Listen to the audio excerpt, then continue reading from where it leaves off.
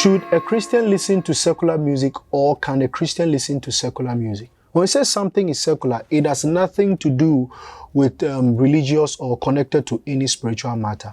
And so from a spiritual point of view and religious point of view, anything that is secular is worldly. So many people call it worldly music.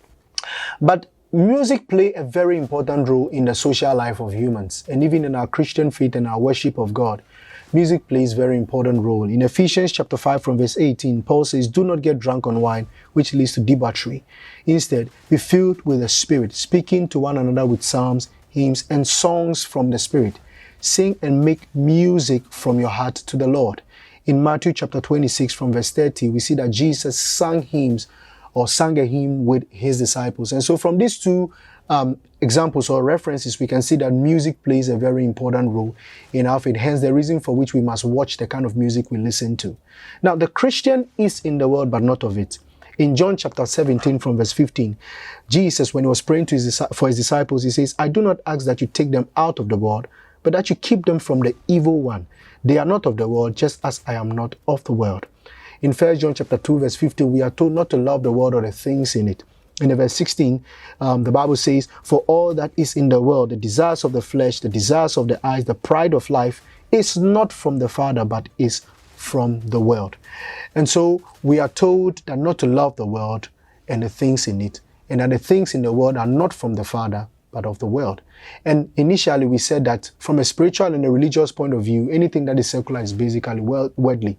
But the question is every secular thing evil? I think not. Because like I said, there are a lot of secular things around us that are not connected to religious or spiritual matters, but they help us in our day-to-day lives. We can say same for secular music. There are some secular music that are not directly religiously related or spiritually related, or they have nothing like a spiritual matter in them, yet they teach us good morals, they remind us to love one another, they remind us of the things or the basic moral truth of life. And so these things, we can listen to them even though they are not directly connected to religious things. However, in fact, there are many of the secular songs or secular music we hear today are filled with things that can injure our faith. The things that the writer or John was talking about in 1 John chapter 15 and then 16, the pride of life. Those things bring out the pride of life, the desires of the flesh, and then also the desires of the eyes, or the desires of the eyes. Many of the secular songs we hear today are filled with these things. Hence the reason for which we are told not to listen to secular music at all. The dividing line or the standard is this.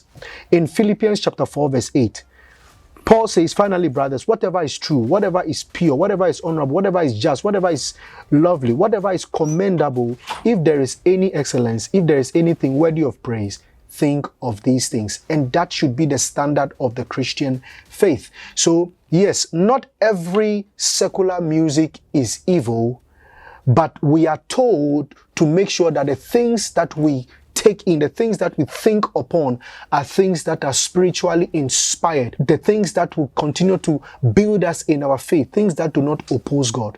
So yes, a Christian can listen to secular music provided they do not carry or they do not contain traits that injure our faith or try to pull us or oppose God, or motivate in us the desire to follow the desires of the eyes, the desires of the flesh, and also the pride of life. The Christian can listen to secular music like that, but the most important thing the Christian must heed to is that we must actually immerse ourselves more on songs that are spiritually inspired, songs that will continue to put our mind and set our minds on God and not of the things of the world.